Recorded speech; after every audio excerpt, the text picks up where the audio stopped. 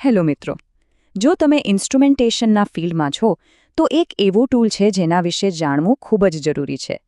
એક એવું ટૂલ જે ખૂબ જ ઓછા મામૂલી દબાણને પણ એકદમ ચોકસાઈથી માપી શકે. હા, આજે આપણે કેપ્સ્યુલ પ્રેશર ગેજની દુનિયામાં ઊંડા ઉતરીશું. તો ચાલો શરૂ કરીએ. તો આજે આપણે શું જોવાના છીએ? આપણે સમજીશું કે આ કેપ્સ્યુલ ગેજ શું છે, એનો સૌથી અગત્યનો નિયમ કયો છે, એટલે કે ગેસ અને પ્રવાહી વચ્ચેનો તફાવત.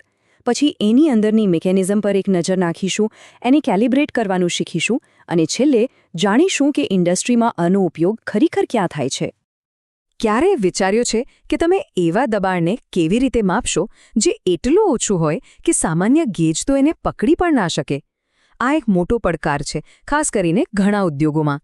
અને બસ આ જ સમસ્યાના ઉકેલ માટે કેપ્સ્યુલ ગેજ બનાવવામાં આવ્યું છે. તો ચાલો સૌથી પહેલાં એ સમજીએ કે આ કેપ્સ્યુલ ગેજ આખરે છે શું અને બીજા બધા ગેજથી આટલું અલગ કેમ છે. એકદમ સરળ શબ્દોમાં કહીએ તો આ ગેજ એક સ્પેશિયલિસ્ટ છે. એનું કામ છે ગેસ જેવા માધ્યમમાં ખૂબ જ ઓછું દબાણ માપવાનું. એની અંદર બે પાતળા ડાયાફ્રામથી બનેલી એક કેપ્સ્યુલ હોય છે અને આ જ કેપ્સ્યુલ એને ખૂબ જ સંવેદનશીલ બનાવે છે. હવે હું જે કહેવા જઈ રહ્યો છું એ બરાબર મગજમાં બેસાડી દેજો. આ એક એવો નિયમ છે જે દરેક ટેકનિશિયને યાદ રાખવો જ જોઈએ. એક નાની ભૂલ તમારા ગેજને કાયમ માટે નકામું બનાવી શકે છે, એટલે ધ્યાનથી સાંભળજો. અહીં જુઓ, વાત એકદમ સીધી છે. કેપ્સ્યુલ ગેજ ફક્ત અને ફક્ત ગેસ માટે બન્યું છે. જો ભૂલથી પણ એની અંદર પાણી કે બીજું કોઈ પ્રવાહી ગયું ને તો સમજો ખેલ ખતમ. એ પ્રવાહી અંદર જ ફસાઈ જાય છે, બહાર નીકળતું નથી અને પરિણામે તમારું રીડિંગ હંમેશા ખોટું જ આવશે. ઓકે, તો આપણે જાણ્યું કે તે શું કરે છે અને એનો મુખ્ય નિયમ શું છે. પણ સવાલ એ છે કે એ આટલો સંવેદનશીલ કઈ રીતે છે? એવું તો શું છે એની અંદર? ચાલો ગેજની અંદર એક ડોક્યુ કરીએ અને એના કામ કરવાની રીતને સમજીએ. આખો જાદુ પેલી કેપ્સ્યુલનો છે. જ્યારે ગેસનું દબાણ બદલાય છે ત્યારે આ કેપ્સ્યુલ કાં તો ફૂલે છે અથવા સંકોચાય છે. આ નાનકડી હલનચલન ગેર અને લીવર દ્વારા ગેજના કાંટા સુધી પહોંચે છે અને આપણને સ્ક્રીન પર રીડિંગ દેખાય છે. કેટલી સરળ પણ અસરકારક ડિઝાઇન છે નહીં?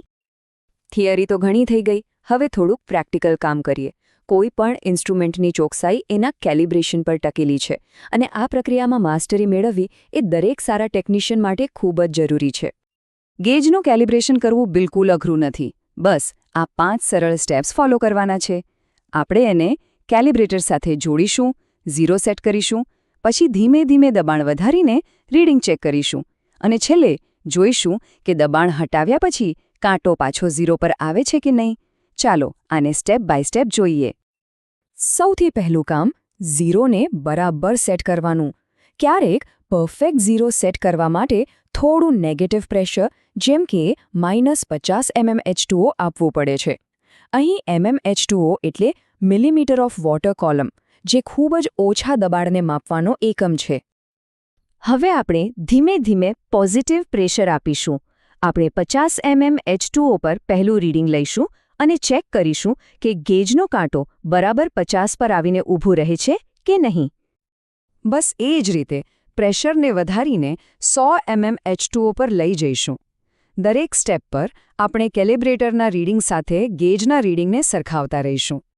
આ પ્રોસેસ આપણે ગેજની પૂરી રેન્જ સુધી ચાલુ રાખીશું, જેમ કે અહીં 150 mm H2O સુધી. આનાથી એ પાક્કું થઈ જાય છે કે આપણું ગેજ માત્ર કોઈ એક પોઈન્ટ પર જ નહીં, પણ એની આખી રેન્જમાં એકદમ સચોટ છે.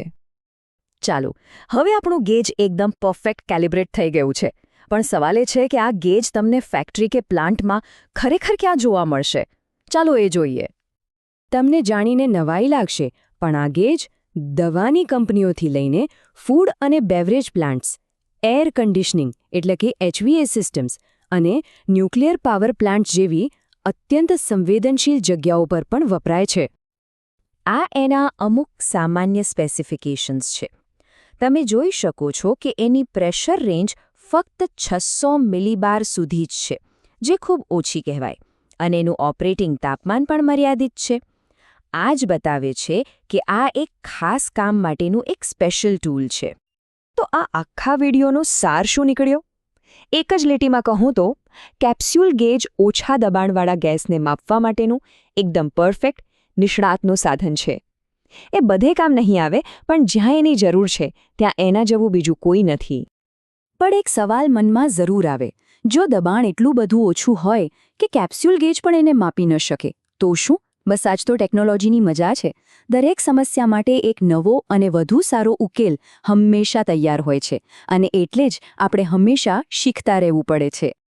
જો તમને આ માહિતી ઉપયોગી લાગી હોય અને તમારા ITIના અભ્યાસ કે પછી જોબ માટે કંઈક નવું શીખવા મળ્યું હોય તો અમારી ચેનલને સબસ્ક્રાઇબ કરવાનું ભૂલતા નહીં.